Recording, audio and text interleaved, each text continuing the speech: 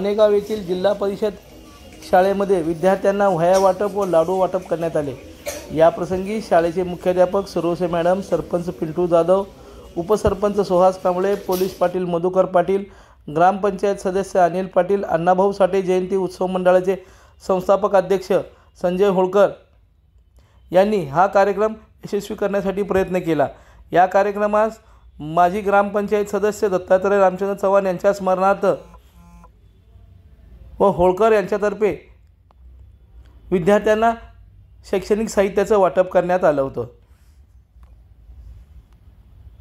लोकदर्शन मराठी चॅनलला सबस्क्राइब करा, bell बटनला click करा व लाईक करायला विसरू नका।